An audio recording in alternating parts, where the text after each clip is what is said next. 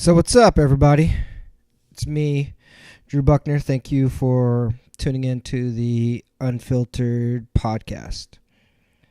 Wow. Let's go ahead and start off by recapping UFC 207, Rousey versus Nunes. Or you can say Nunes versus Rousey. That fight kind of went how I was thinking in my head all along. I'm a Rousey fan, so I went with an emotional pick, which I always say when I go off of emotion, usually it tends to go the opposite. But I'm still a fan of these people, so that's the reason why I root for them. So, in the back of my mind, I look at little tell signs when I'm coming in at picking people who I think are going to win fights, especially usually the big ones. If you're talking trash all of a sudden and you never really talked trash before, if you don't look the person in the eye as you walk into the octagon, any type of cage, like in Rousey's situation, she wasn't doing any type of media ahead of the fight, so that kind of irked me as that, so I'm like, well, you know what, maybe she's not mentally ready for this. And I told everybody who was had the friends over and everything watching this fight, and I said, to me, I'll know how she's gonna be when she gets hit with the first real punch of the fight. And sure enough, it went by verbatim. Like, she got hit, I want to say maybe 10 seconds into the fight, 15 seconds into the fight, and she never recovered. So then she got her ass kicked. What, it was like 48 seconds. Wow. Nunes fought the fight that she needed to fight. But man, this falls on coaching. Like, Ronda Rousey's trainer is a horribly fucking trainer. Like, I could have devised a better game plan than what she was doing for that fight. And I'm not saying I could have had her win, but she wouldn't win in there like that. I can tell you that for a fact. And like, when you really look at the record of this guy who's trained other MMA fighters besides Rousey, it's actually pretty fucking horrible. Only reason why Rousey is so successful is because, for one, she's a phenomenal athlete, and she was the first ahead of her time. It's kind of like, if you look at the fighters, back in the day, I'll say we'll just go ahead and say Matt Hughes. Matt Hughes, a phenomenal wrestler, couldn't strike for shit. And then as the game started changing, that's when he started getting exposed. I believe the fighter that kind of exposed him was GSP. My favorite fighter. But, Rousey didn't evolve with the sport. And then also, that's the trainer's job for them to help them evolve as well. And that means bringing in new trainers to kind of, show different things, different types of sparring partners, you name it. That's the trainer's job, especially if you're the head trainer. It doesn't mean you sit there and it's kind of like a CEO of a company. You don't do every single job within that company, but you oversee it. Same type of thing when you're a head trainer. So, yeah, that fight was horrible in regards to just the way that performance pretty much was. I mean, there's so many things that went wrong, but wow, I don't know if she's ever going to fight again. If she does, she sure as hell should go to a different camp. Me personally, there's two camps if she would have went to. That pretty much would have changed the outcome of this fight, I truly believe. Clearly, she can't go to Jackson's, because Holly Holm's in that camp. But if you look at the landscape of training camps, fight camps, I say there's two come to mind. And one of them is King's MMA with Rafael Cordero, or TriStar with Faraz Zahabi. They would have both never let their fighters go in there with that shitty of a fucking game plan. And expect a different result. It's kind of a definition of insanity. You keep doing the exact same thing and you expect a different outcome. That's insanity. That right there, pretty much what happened with that. Guy's horrible. Like, Ronda Rousey's mom hit it right there on the nail. Like, he's a horrible guy. Can't fucking train fighters. Who has he ever been successful with outside of that? That's one thing you want to look at a camp is who have they helped get to that next level besides one fighter. The camps, like I said, again, to my mind, are, ATT, TriStar, Jackson, Winklejohn, what is it, Alliance, Kings MMA, stuff like that. Heck, you could even go Nova União and Brazil. Like, they got a lot of killers in that camp. So, I mean, heck, even Team Alpha Male. Like, that guy hasn't helped anybody else. Like, look at Travis Brown since he's left Jackson's MMA. Like, shit, I don't think that fool's won a fight. So, yeah, that was a tell to me. But the one that I was really surprised by, and I got to, kind of eat crow when it comes to this one, was the Cody Garbrandt versus Dominic Cruz. Like I said again, I'm from Sacramento. Like, anytime a Sacramento fighter wins, I'm ecstatic about that. I usually don't pick them too much, just because I'm just trying to go off of who I think will really win the fight. I missed on this one. I think a lot of people did, because Cody fought a fight that he's never done in the UFC before. That was really smart, and my hands off to him. But one thing I learned about this fight is, if you're a point fighter, you can't be a point fighter throughout your entire career as you get older, especially when you don't have, he is not a traditional wrestler. It's just like a pot shot, pop, move, pop, move, pop, move, pop, move.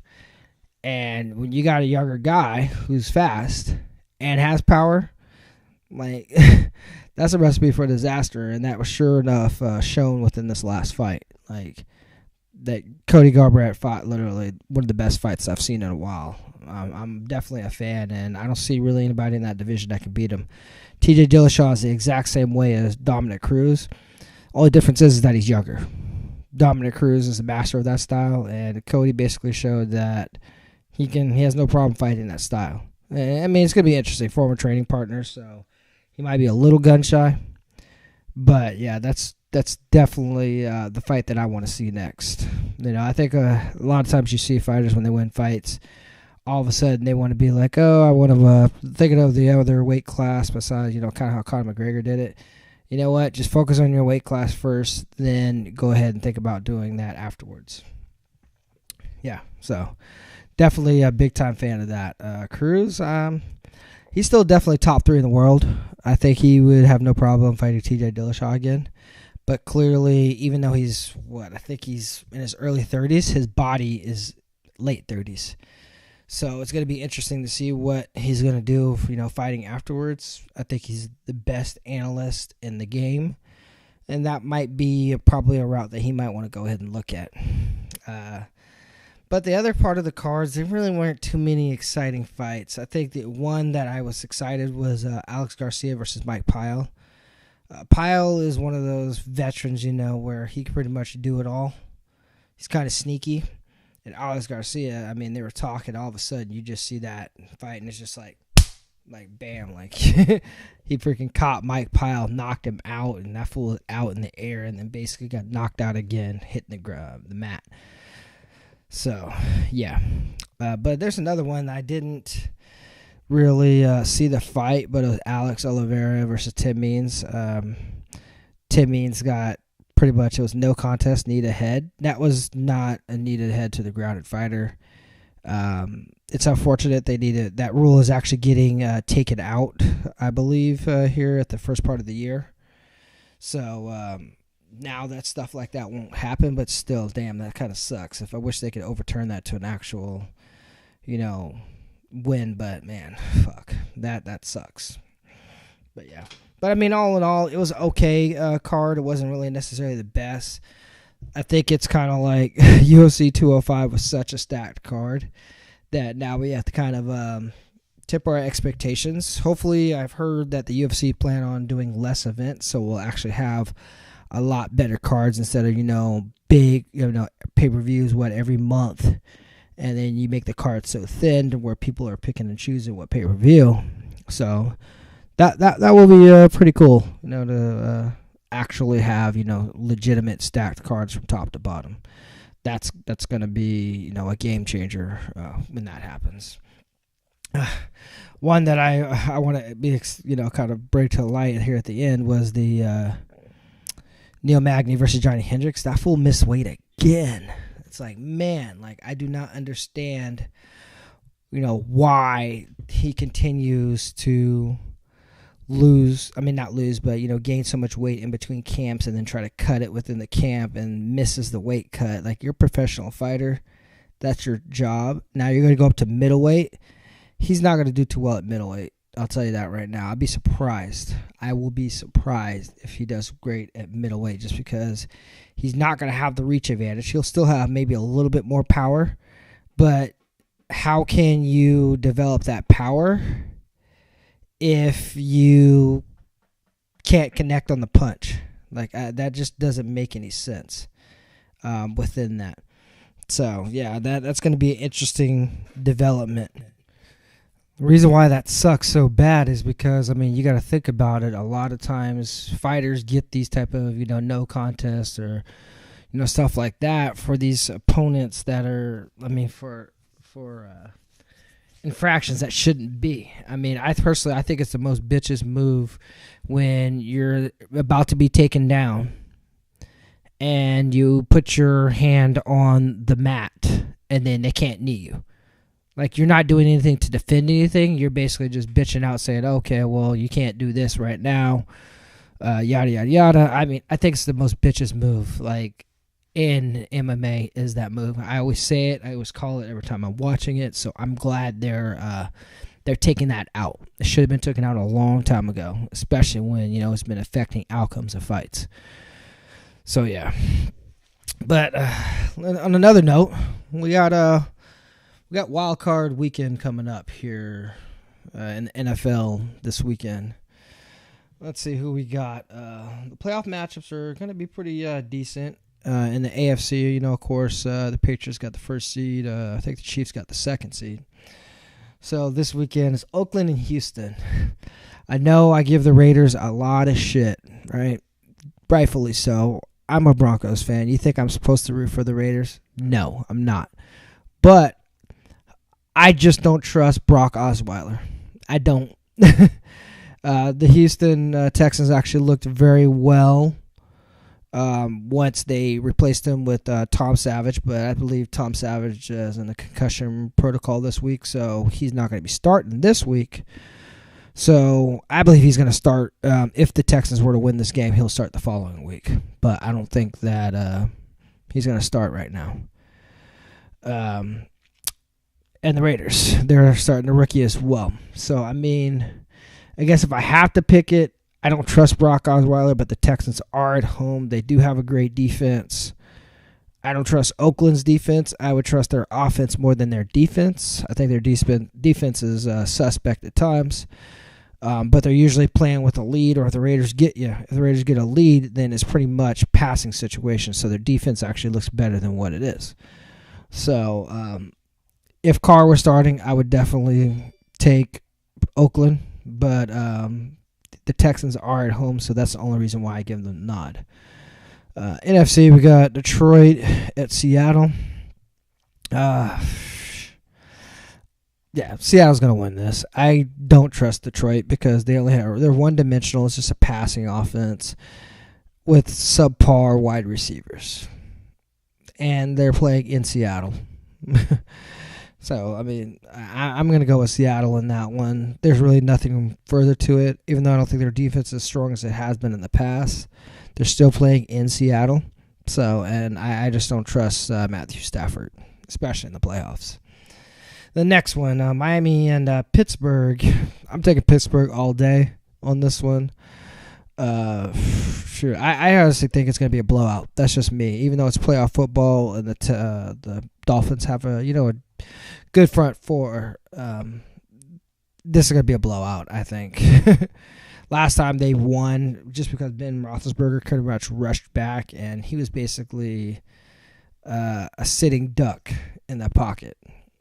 So that game really wasn't that. I don't take too much credence off of that game, going forward.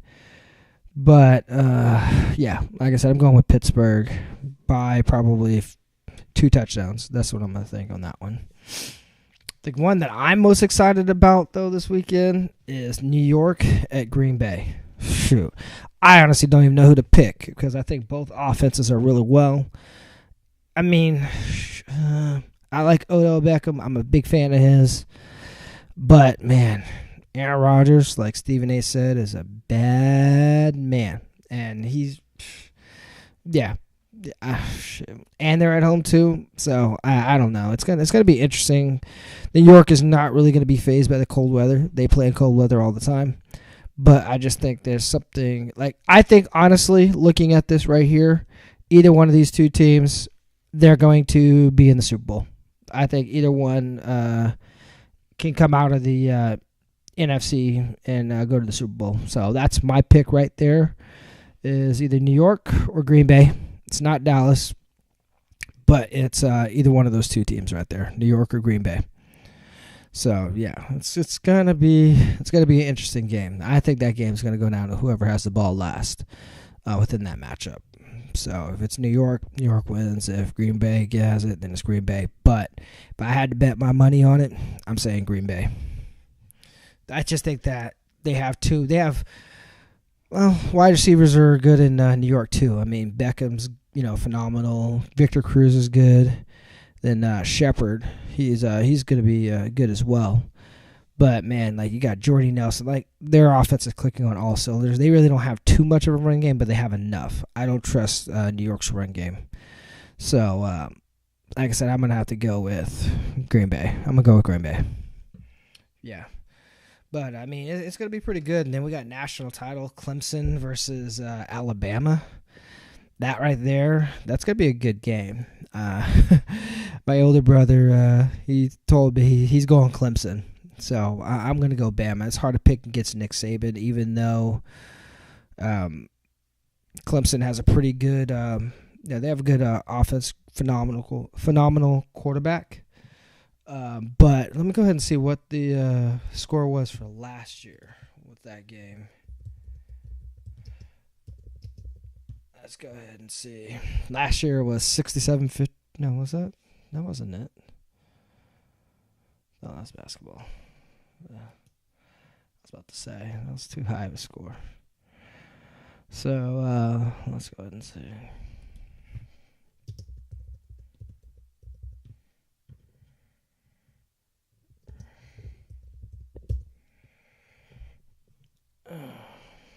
Okay, let's see if I can find it. It's a pretty close game. It was 45-40. So let's go ahead and see what it is right now. Deshaun Watson, like I said, he's a good quarterback. But man, Alabama's got that top-ranked defense right there. They seem like they put people in the NFL every year that are in the top 15, 20, especially when it comes to defensive players. I mean, the running backs haven't really turned out too well in the NFL. But, man, their offensive linemen and their defense, man, there's nothing but studs in that squad.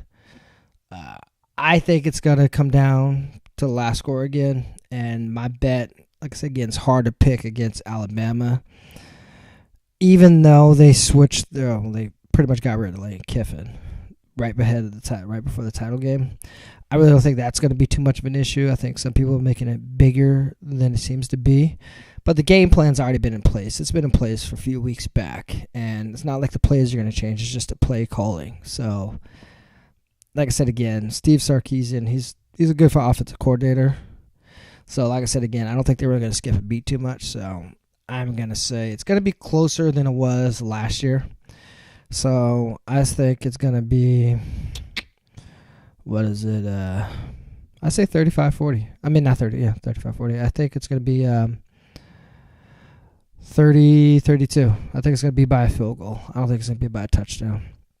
I think it'll be by a field goal. So, let's go ahead and see that real quick. Make sure I had my math right. Let's see real quick.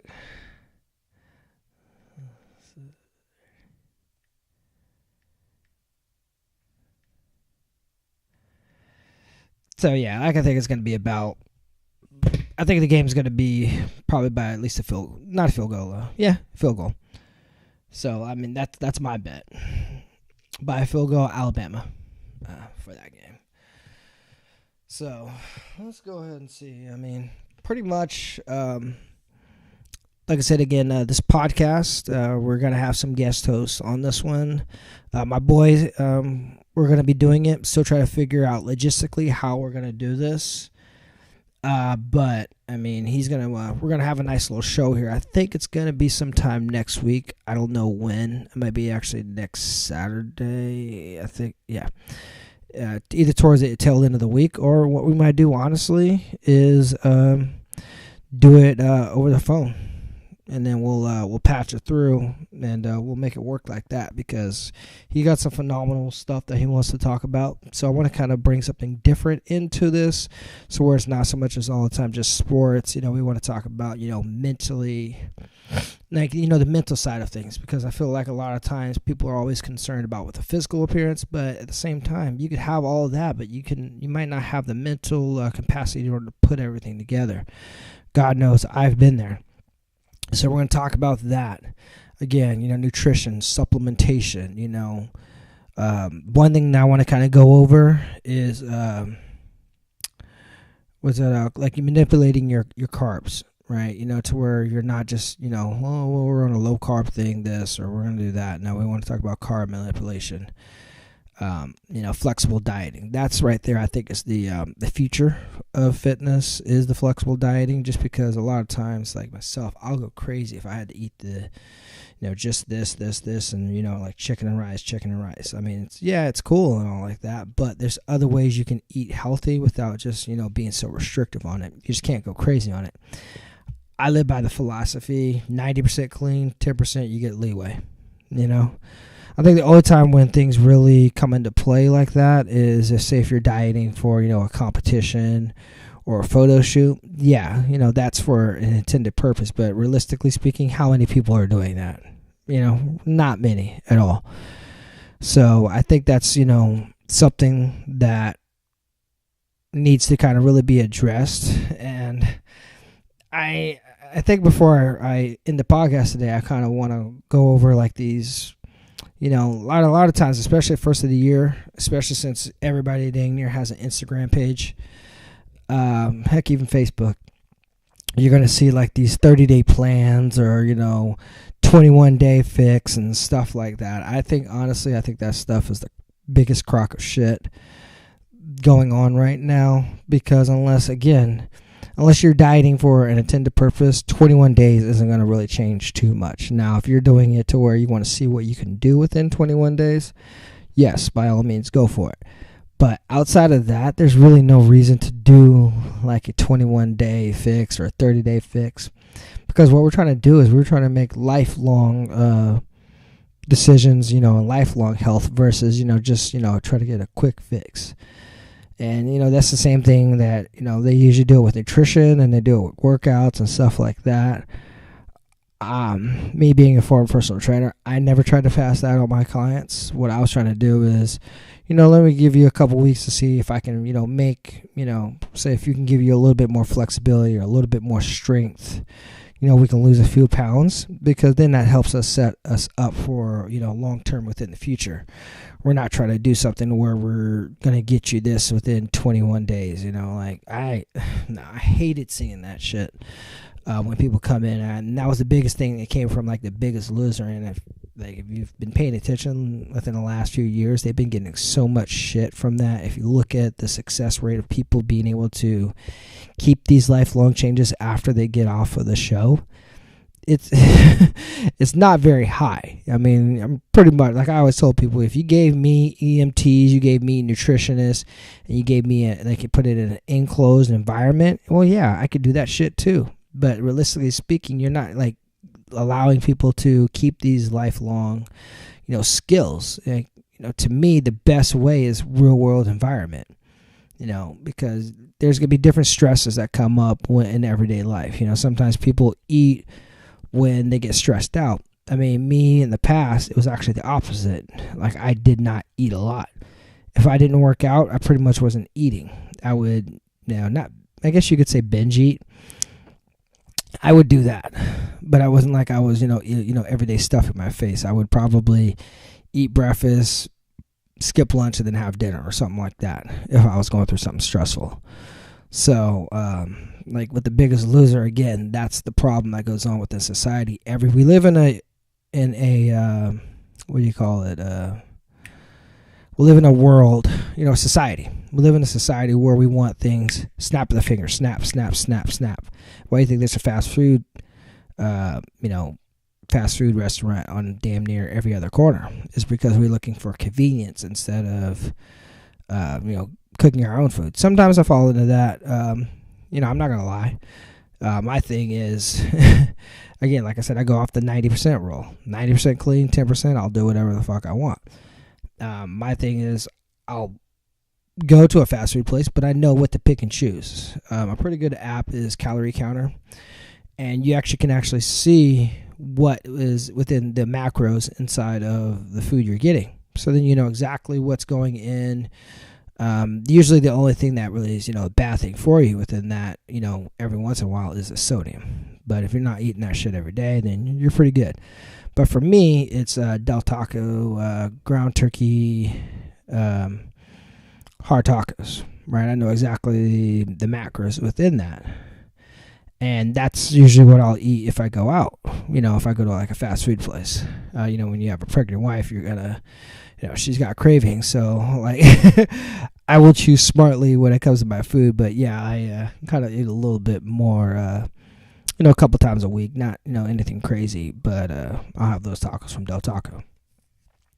But the point what I'm trying to say is, as long as you know exactly what you're putting into your body, and if you're eating 95% clean, yeah, you need to be able to enjoy life. If, somebody's, making a pie, yeah, don't go crazy and have the pie every single day. But if you want to have a slice of apple pie, go ahead and have a slice of apple pie. Now, reward yourself for all the work that you're doing. Don't starve yourself or deny yourself from having that type of food.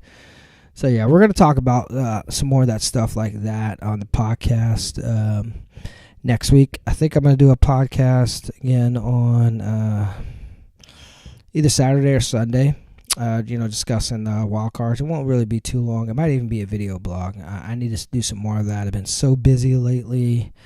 Man, when they tell you that you're going to have to be setting up a lot of stuff when you're going to be a parent, man, tell me. Like, I've been setting up a ton of stuff for my son. He's already spoiled as it is. He's got so much stuff, and the stuff seems so comfortable, and I'm like, dang, like, I sleep in my bed, and I wish I could have some stuff like this.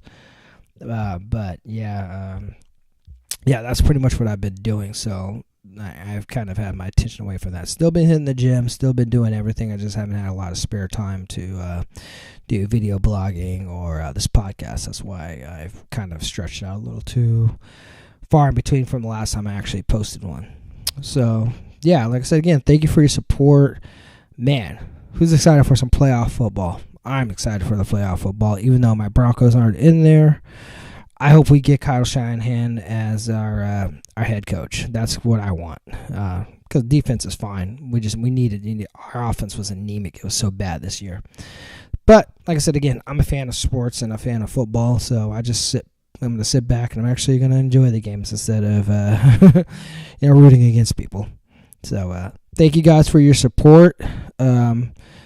Like I said again, share this, with your friends and everything. Like, I'm trying to get a little bit more of a following. Like I said within the first podcast, the more that I do this, the more comfortable it is. It's not easy putting yourself out there on the internet, but it's something that I've been wanting to do for a while. So, like I said again, with as I grow, I know the fan base will grow, and everybody that tunes in. I thank you for your support. All right, have a nice day. Again, watch some football this weekend, and I'll do this podcast here either Saturday or Sunday. All right, peace.